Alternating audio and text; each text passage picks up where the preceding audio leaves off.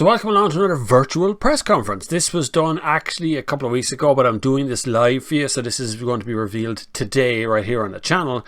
It is the Audi Q4 Sportback e-tron. So it's the electric version of the Audi Q4, and we're going to have a route around in it. But what I'm going to do is let the professionals from Audi Electric guide you around the actual reveal part of it first, and then come back to me and we go through the battery sizes, the motor sizes, the ranges, the blurb you really need to know from the journalist part. Stay tuned, back in a minute.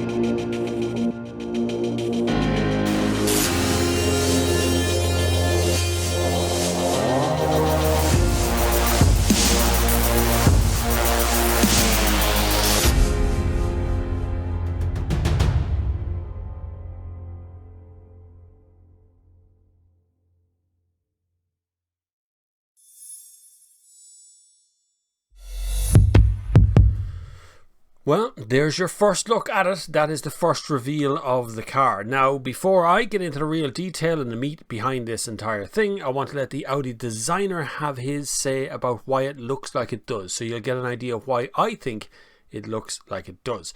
Anyway, we're going to come back into the ranges, the battery sizes, all of that sort of detail in a couple of seconds. So let's hear from the designer first.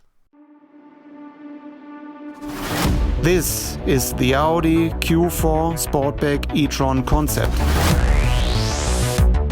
It's a Q, it's a Sportback. It's an e-tron. From 100 meters away you can clearly see it's an electric Audi. The inverted phase. An electric car needs less air.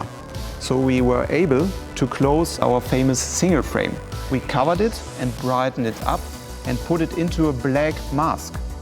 It's a Q model. We have big wheels, short overhangs and strong quattro muscles on top of all four wheels. The slim cabin sitting on the wide shoulders, the Sportback roofline and the position of the spoiler. This is not just looking very, very sporty, it helps to reduce the drag coefficient. The interior fits perfectly to the sporty exterior, bold 3D applications, augmented head-up display. It's heavily driver-oriented. And so this car combines in a perfect way nice aesthetics with efficiency. I'm really looking forward to see this car on the road.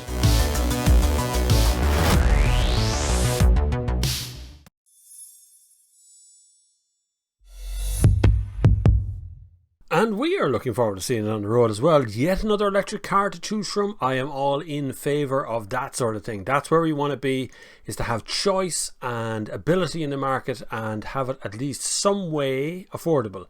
Unlikely we're going to get the affordable bit out of this car, as Audi don't tend to be the most affordable cars. They tend to be aspirational vehicles. And plus it's an electric car. Electric cars are, as always, overpriced. That's always in my opinion. But anyway, this is confidential up until about 6:30 Irish time, 7:30 Central European time. So Irish time is 6:30. So congratulations, I've made it 6:30 and I didn't break the embargo. That's good, isn't it? That's unusual for me. I usually break the embargo by a minute or two, but it's okay. This version will be launched in 2021. This is Audi's brand. This is their 7th electric model is what they're talking about. Now, when they're talking about electric there, they're talking about all of the hybrids and things they've done along the way. I actually drove the Audi A8 hybrid years ago at an international launch, and it wasn't even for Europe. It was for the international market. Anyway, from a technical perspective, the Q4 and this Q4 Sportback concept is going to be identical in terms of the way the shape looks. Okay, we've seen this at the 2019 Geneva Motor Show. Okay, so it was there. That was the first compact electric SUV that they were doing, but this Sportback e-tron is the one that they're actually going to release. So what you're seeing in these videos is the one you're going to see on the road. The dimensions of the two are almost identical, which is fairly unusual for them to just rip out the engines and put in an electric one and have the same size of a car. So you're talking about 1.6 meters. The Sportback is 1 centimeter longer. The Q4 is identical in terms of width of 1.9 meters and a wheelbase of 2.77 meters. So it's going to be quite a big car. It's 9.1 feet, 6'2" across. 6'2", 1 inch bigger than me. Battery power, we're talking about 82 kilowatt hours. Okay, so that's what we're talking about there, and the battery's going to be a big one. Gives it a range of over 450, that's a claimed range of over 450 kilometers, or 279.6 miles if you want to be exact.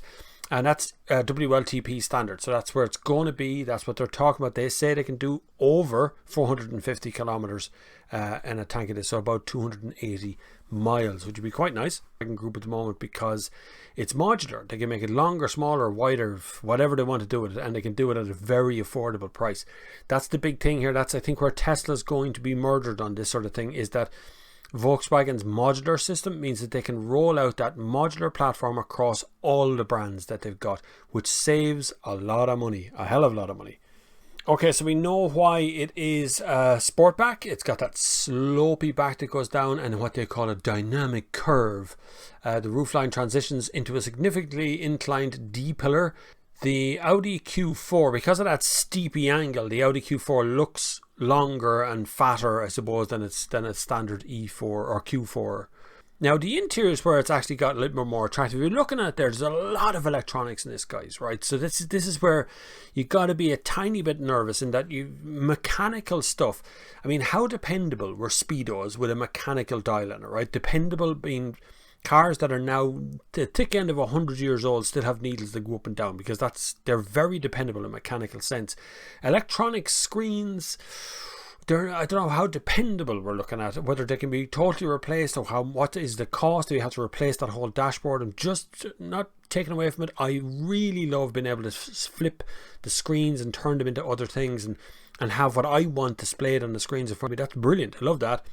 But just to kind of bear in mind that with everything being electronic, it means you are totally reliant on the electrics of the car to make it work. You're totally reliant on the electronics all talking to one another to make wireless charging and Apple CarPlay and all these other things work. But the interior of this Audi Q4 really, really does elevate that concept of where it's supposed to be, what it looks like and how it feels inside. It really does look very executive. So go back to the MEB platform for a minute. That gives them a wide variety of things they can do with the car. So this is where their costs can be dropped. They can start spending more money on developing the car's range and aerodynamics, where they're closed off the front of the car. Obviously, the fight of aerodynamics when it comes to actually driving a car forward is very, very high when it comes to electric cars, because if you want to get maximum range, you need the best aerodynamics. And naturally speaking, one of these small crossover concept-y kind of cars aren't very aerodynamic. They're quite a big slab of car to be pushed through the air. So getting as much as they possibly can range-wise from it is probably the big part of the concept there. Now, also, remarkably, this is going to be a Quattro. Okay, now they say the word Quattro. Now, I'm acutely aware there's various kinds of Quattro these days. The old version of four-wheel drive Quattros, we knew it, is long gone. We have electronic Quattro, we have limited slip differentials that can do things like Quattro, where the car is two-wheel drive, and then when it loses grip, it can engage the rear-wheel drive to make it happen. This is where I suspect they will try to get best efficiency they can. I would suspect a rear-wheel drive essentially, and it will engage the four-wheel drive when it needs to. There is no mechanical connection between the axles. Okay, so I want you to remember that. There's no mechanical, there's nothing connecting the two axles together in a Quattro four-wheel drive sense. What they've done is an electronic control that turns the torque distribution and is pushed from wheel to wheel as is necessary. Very similar to what Quattro did without the real physical connections between the two. The electric motor will have 150 kilowatts of power. The torque level is 310 Newton meters. That's 228 foot-pounds, in case you're wondering there, anyone from the UK. In the front motor supplies the front wheels up to 75 kilowatts and 150 Newton meters, which is 110.6 pounds-foot of torque. So the system output combined is going to be 225 kilowatts. The battery in the vehicle floor stores an 82 kilowatt hour battery. And that allows for a range of 450 kilometers, 279.6 miles. The battery is charged to a maximum of 125 kilowatts. It can therefore take a little more than 30 minutes to reach 80% of the total capacity, which of course is nonsense. That is always a figure that everybody trots out, this 80%. You can have 80% of your battery in 30 to 40 minutes. Usually nonsense. Depends on the outside temperature, depends on the charger, depends on what time of day it is, depends on which way the wind is blowing. You won't probably, I've never gotten it. In all of the cars I've charged at fast chargers, I have never gotten the 80% in 30 minutes. It usually takes more like 45 or even up to 50 minutes, depending on your charger. You may get it quicker if the charger's faster, like some of the Ionity stuff that these guys are hooking up with. Okay, so funny enough, in this press release, they've put fuel consumption, right, and CO2 figures, which is kind of weird.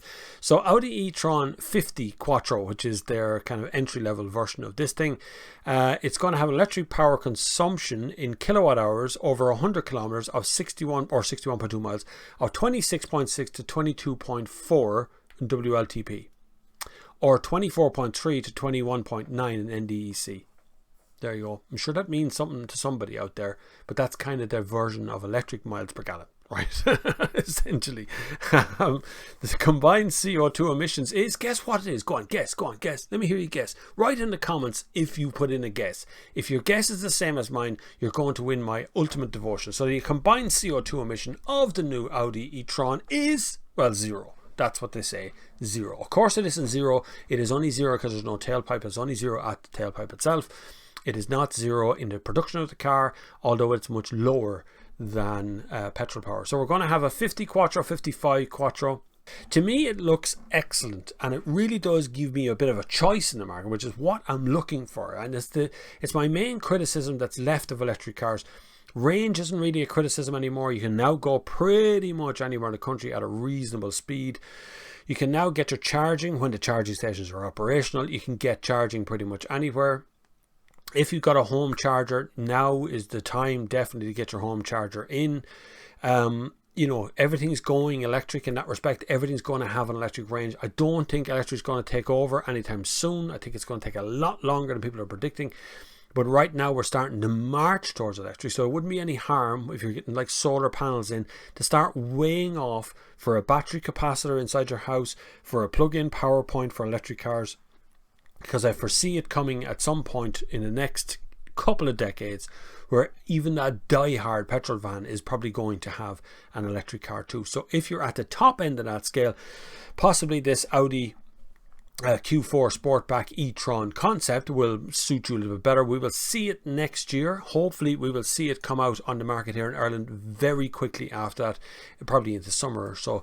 But it won't be long about getting here, and we're going to see a lot more of them. There's a load more range to come as well. So hopefully by the time you watch this, the channel will have ticked over into 50,000 subscribers, and I want to thank everybody of the 50,000 of you out there who have subscribed, which is an incredible number for this channel to get to. Loads more reviews on the way. I have no intention of stopping this channel. Okay, that's just not going to happen. It's big now. It's one of the biggest channels in Ireland when it comes to these kind of car things. It's been a really odd, weird year, and I'm hoping that this next year is really going to ramp things up for us here. You know, 100,000 subscribers now is in reach. It's not that far away. I think the journey to get to 100,000 subscribers is a different story than trying to get to 50. If you're a young YouTuber and you're just starting out, I'm going to release a video in a couple of weeks' time of what I've learned by getting to 50,000, how I got there, what I've done, what I would do differently, maybe not just equipment, but things I would have done differently over the years. And maybe what you can do to make your YouTube channel zing along as well, besides trying to beat everybody else in submission. There is actually other ways of doing it. Anyway, look, it's been fun making this little video today, trying to do something with the concept stuff. Thank you very much for watching, and I will not be here this Sunday. The Sunday service is not going to happen. That It's not going to happen this Sunday. I'm taking this Sunday off. I need a day off. I'm 22 weeks or something doing the Sunday service every single Sunday here on the Sunday service. Great fun. Be back in a couple of weeks. Slightly changed format.